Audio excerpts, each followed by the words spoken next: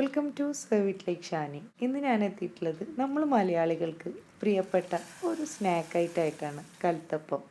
നല്ല ഹെൽത്തി ആയിട്ടുള്ള ഈസി ആയിട്ട് ഉണ്ടാക്കാൻ പറ്റിയ മലബാറുകാരുടെ പ്രിയപ്പെട്ട കൽത്തപ്പം. അപ്പോൾ നമുക്ക് നേരെ റെസിപ്പിയിലേക്ക് പോയാലോ. അപ്പോൾ അതിന് വേണ്ടിയിട്ട് ഞാനിവിടെ 1 കപ്പ് ജീരകശാല അരിയാണ് എടുത്തിട്ടുള്ളത്. നമുക്ക് പച്ചരിയിലും ചെയ്യാം, പക്ഷേ പച്ചരിനെക്കാട്ടിലും എപ്പോഴും പെർഫെക്ഷൻ വരുന്നത് ജീരകശാല അരിക്കാണ്.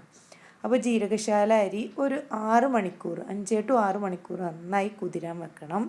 അതിനുശേഷം നമ്മുടെ ഒരു മിക്സിയുടെ ജാറിലേക്ക് ഈ ഒരു ജീരകശാല കുതിർത്ത അരി, അതുപോലെ തന്നെ ഒരു 2 ടേബിൾ സ്പൂണോളം ചോറ്, പിന്നെ 1 ടീസ്പൂണ് ചെറിയ ജീരകം, പിന്നെ ഒരു 3-4 ഏലക്കായ, പിന്നെ ഒരു ഒന്നര കപ്പ് വെള്ളം വേണ്ടി വരും കേട്ടോ.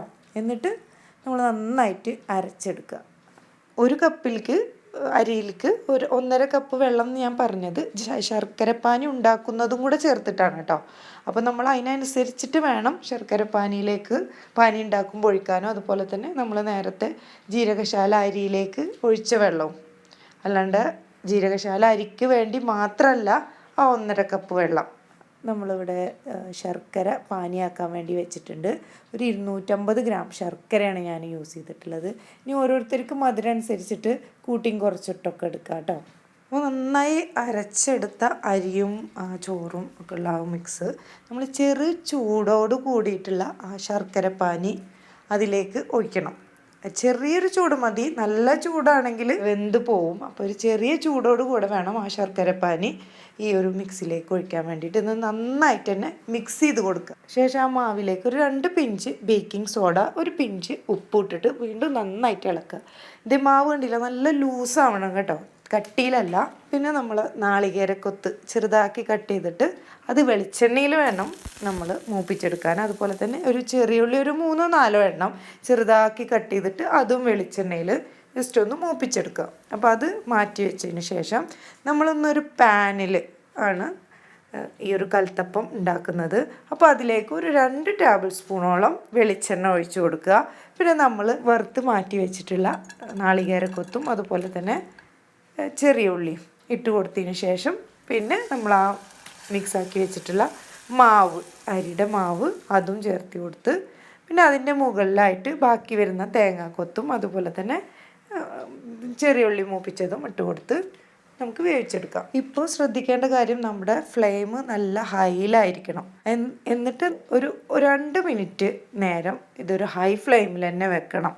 അതിനുശേഷം നമ്മൾ ഏറ്റവും ചെറിയ തീയിൽ വെച്ചിട്ട് വേണം 15 to 20 മിനിറ്റ്, അതിൽ കൂടാൻ പാടില്ല, വേവിച്ചെടുക്കുക. ഇത് പ്രഷർ കുക്കറാണെങ്കിൽ ആ സമയത്തിന് ചെറിയൊരു വ്യത്യാസമൊക്കെ ഉണ്ടാവും. ഒന്നും കൂടെ ചൂട് കട്ടി കൂടുതലാണ് പ്രഷർ കുക്കറിന്. ഇത് നമ്മൾ പാനിലാണല്ലോ ചെയ്തെടുക്കുന്നത്. അങ്ങനെ ചൂടാറിയതിന് ശേഷം നമുക്കിത് ഡീമോൾഡ് ചെയ്തെടുക്കാം. നേടില്ല, നല്ല അടിപൊളിയായിട്ട് നല്ല സോഫ്റ്റായിട്ട് ആരോട് കൂടിയിട്ടുള്ള കൽത്തപ്പം റെഡി. എല്ലാവർക്കും ഇഷ്ടപ്പെട്ട ഒരു സ്നാക്കാണ് ഈ ഒരു കൽത്തപ്പം. പക്ഷെ പലർക്കും ഉണ്ടാക്കാനുള്ള ഒരു ടെൻഷൻ ഉണ്ട്, അത് ശരിയാവില്ലേ, എന്തൊക്കെ ഇൻഗ്രീഡിയൻസ് ചേർത്താലാണ് ശരിയാവുക എന്നുള്ള ഒരു ടെൻഷൻ ഉണ്ട്. അപ്പോൾ ഈ ഒരു മെത്തേഡ് യൂസ് ചെയ്തിട്ട് എല്ലാവരും ചെയ്ത് നോക്കുക, എന്തായാലും ശരിയാവാണ്ടിരിക്കില്ല.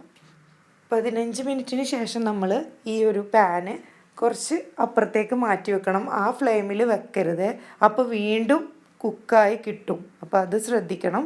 അതിനുശേഷം നമ്മൾ അവിടുന്ന് മാറ്റി വെക്കണം കേട്ടോ. അപ്പോൾ ഈ ഒരു കൽത്തപ്പം ഇതുപോലെ ഒന്ന് ട്രൈ ചെയ്ത് നോക്കിയിട്ട് ഫീഡ്ബാക്ക് അറിയിക്കാൻ മറക്കരുത്.